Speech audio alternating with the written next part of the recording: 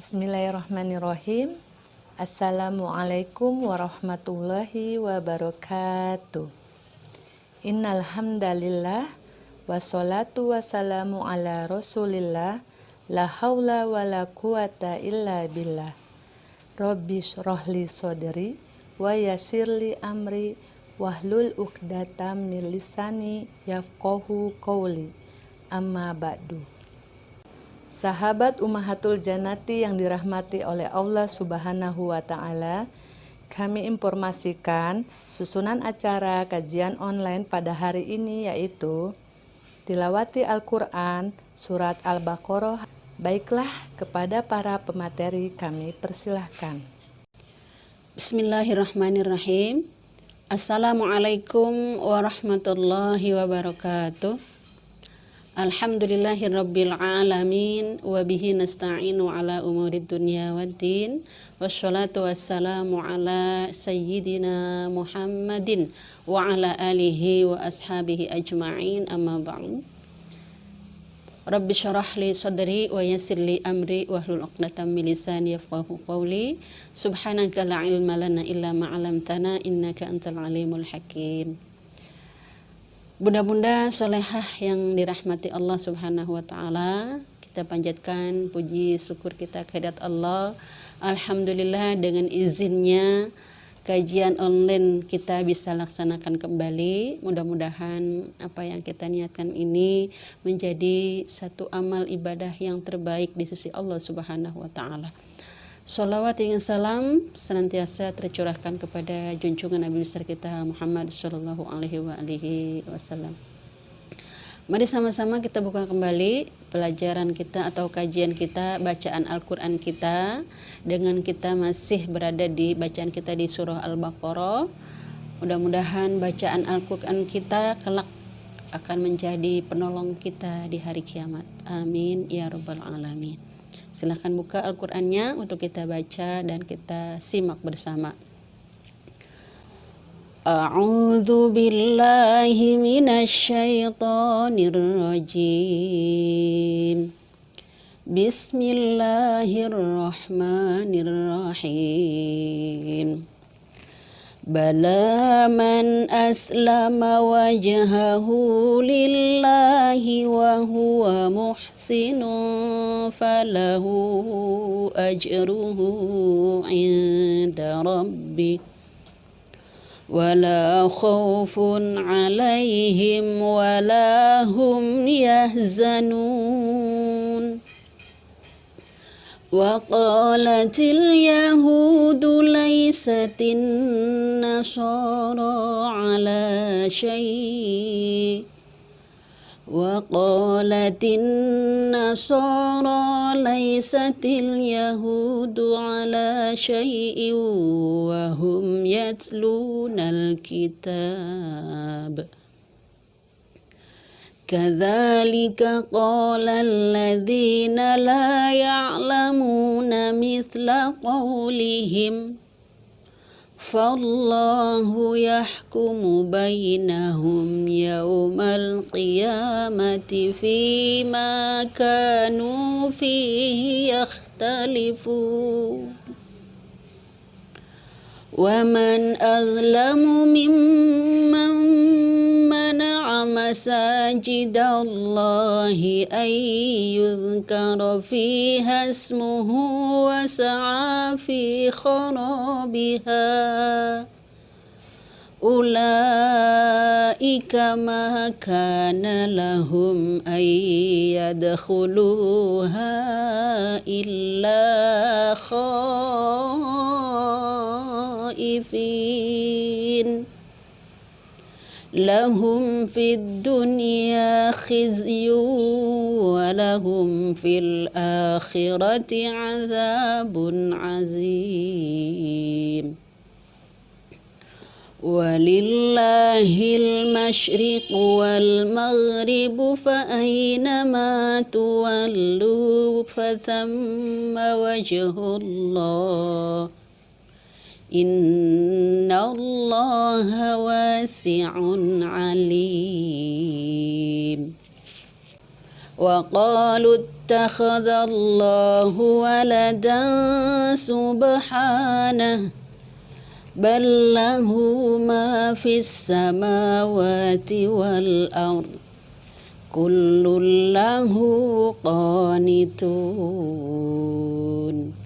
صدق الله العظيم.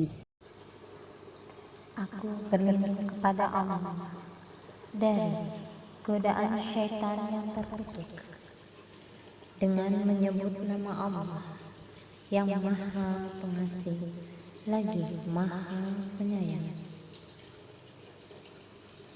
Tidak, barang siapa menyerahkan diri sepenuhnya kepada Allah dan dia berbuat baik, dia mendapat pahala di sisi Tuhannya dan tidak ada rasa takut pada mereka dan mereka tidak bersedih hati. Dan orang Yahudi berkata, orang Nasrani itu tidak memiliki sesuatu pegangan. Dan orang-orang Nasrani juga berkata, orang-orang Yahudi tidak memiliki sesuatu pegangan, padahal mereka membaca kitab. Demikian pula orang-orang yang tidak berilmu berkata seperti ucapan mereka itu. Maka Allah akan mengadili mereka pada hari kiamat tentang apa yang mereka perselisihkan. Dan siapakah yang lebih zalim daripada orang-orang yang melarang di dalam masjid-masjid Allah untuk menyebut namanya dan berusaha merobohkannya? Mereka itu tidak pantas memasukinya kecuali dengan rasa takut kepada Allah. Mereka mendapat kehinaan di dunia dan di akhirat mendapat azab yang berat. Dan milik Allah timur dan barat, kemanapun kamu menghadap, di sanalah wajah Allah. Sungguh Allah Maha Luas, Maha Mengetahui.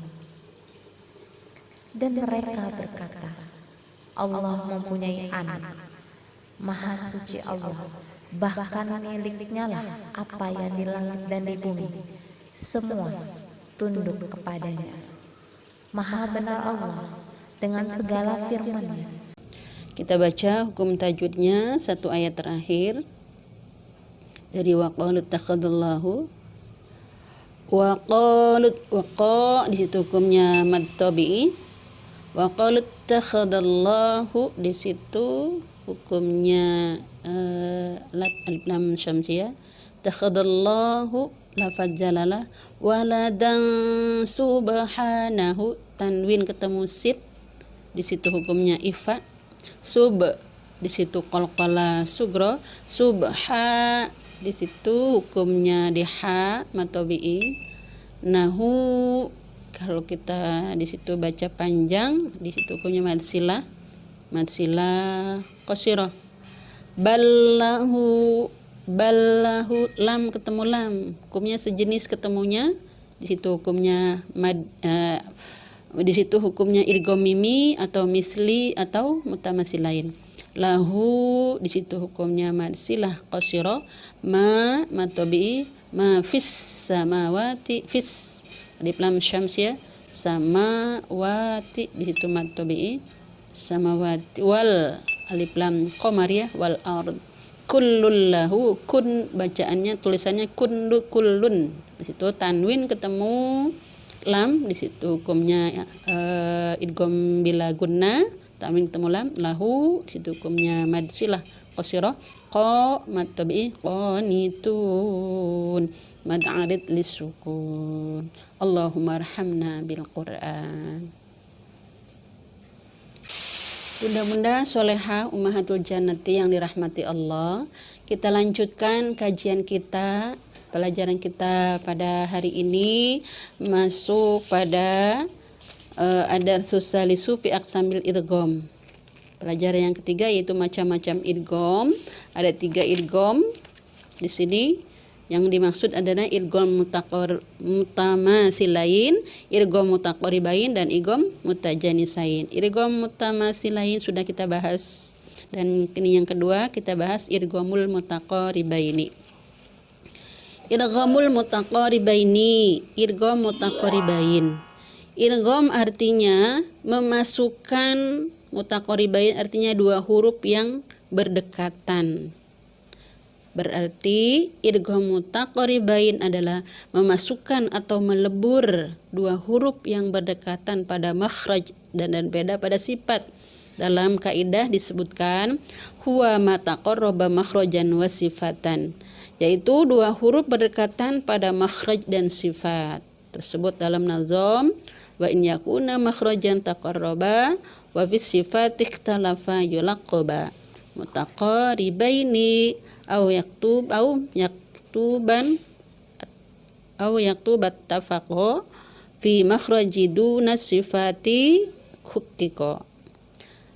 Apabila dua huruf yang berdekatan pada makhraj dan berlainan pada sifat, maka disebut idgham mutaqaribain. Pengertiannya, apabila terjadi pada dua huruf yang berdekatan pada makhraj dan berlainan pada sifat, disebut idgham mutaqaribain. Cara mengucapkannya dengan memasukkan huruf pertama kepada huruf kedua, sehingga menjadi satu huruf pada ucapan, tidak pada tulisan.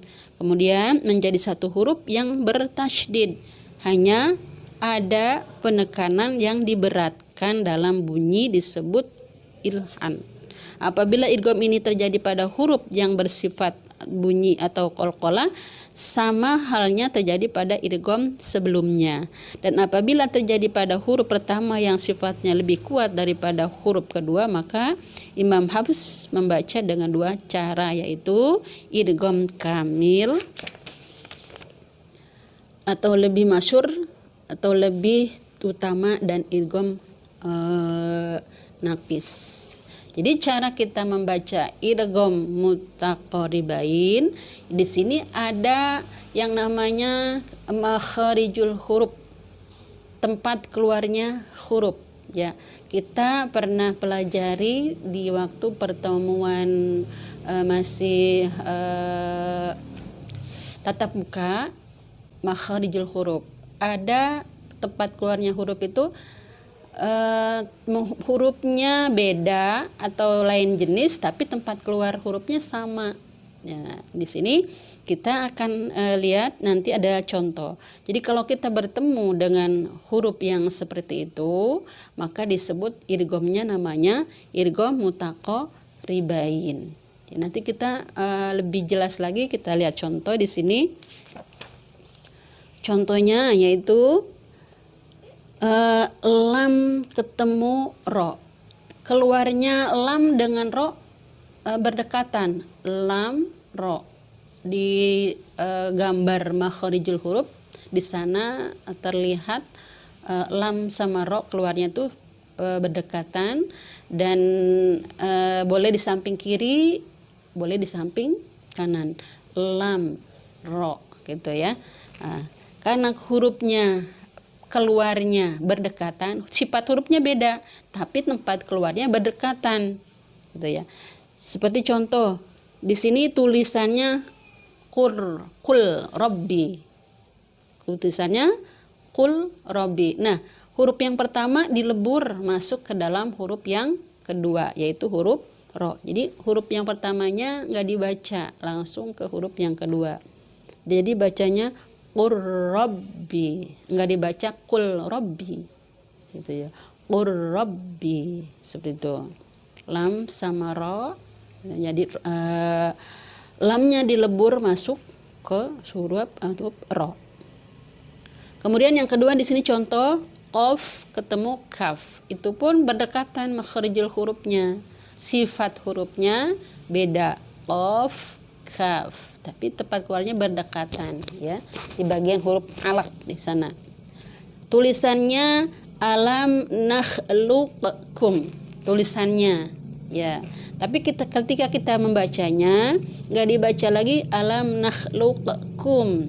Di situ qaf pun qalqalah, tapi qalqalahnya nggak baca. Jadi dilebur huruf qafnya, alam nakhluqkum gitu. Alam nakhluqkum, di kapnya bertasydid, qafnya dimasukin ke huruf kaf. Alam nakhluqkum. Nggak boleh kita baca alam nakhluqkum, karena di situ hukum bacaan tajwidnya adalah idgham mutaqaribain, berdekatan makharijul hurufnya, tapi jenis hurufnya berbeda. Contoh yang ketiga, qaf diikuti kaf. Ini contoh yang berikutnya sama ini ya, alam nakhluqkum. Dua contoh di sana kita bisa lihat kalau kita kedapatan dalam membaca Al-Quran atau sedang tadarus ketemu dengan hal yang seperti ini, maka seperti itulah cara membacanya. Ya, jadi perlu diperhatikan karena di sana hukum mim yang pertama idgham mimi atau mutamasilain atau misli kita sudah baca, kita harus ingat ya, jangan sampai yang sudah kita pelajari lupa ya, akhirnya bacaan kita nggak baik-baik gitu ya, nggak benar-benar. Nah jadi harus diulang lagi, dibuka lagi supaya mengingatkan kita terus, sehingga bacaan Al-Quran kita semakin hari semakin baik. Seperti kita makan obat atau kita berobat, kalau dosisnya kurang maka tidak membawa kesembuhan. Begitupun ketika kita baca Al-Quran, Al-Quran itu dibilangnya syifa'ul lima fis sudur, obat bagi apa yang ada di dalam hati. Tapi ketika kita bacanya tidak memenuhi syarat kaidah tajwid, maka Al-Quran yang dikatakan syifa'ul lima fis sudur, obat bagi apa yang ada di dalam hati, belum menjadi obat bagi kita karena bacaan kita belum memenuhi syarat atau dosisnya belum sampai, belum tepat gitu. Ayo mari sama-sama terus bersemangat kita belajar supaya bacaan kita semakin hari semakin baik dan mendapatkan nilai, karena nilai itu tentunya kalau nilai yang baik tentunya dengan belajar yang baik dan hasil yang baik. Hasil yang baik nilainya baik. Ya, saya kira cukup. Wallahu a'lam bishawab. Mohon maaf apabila ada kekurangan. Akhir kalam, wassalamualaikum warahmatullahi wabarakatuh. Alhamdulillah, jazakumullah khairan kasiron kepada para pemateri yang telah memaparkan ilmunya. Semoga yang menyimak dan yang mendengarkan mendapatkan ridho Allah Subhanahu wa Ta'ala. Akhir kata, saya Ella Nurlaila. Untuk host hari ini, kurang lebihnya mohon maaf. Semangat bertolabul ilmi dan istiqomah bersama Ummahatul Jannati.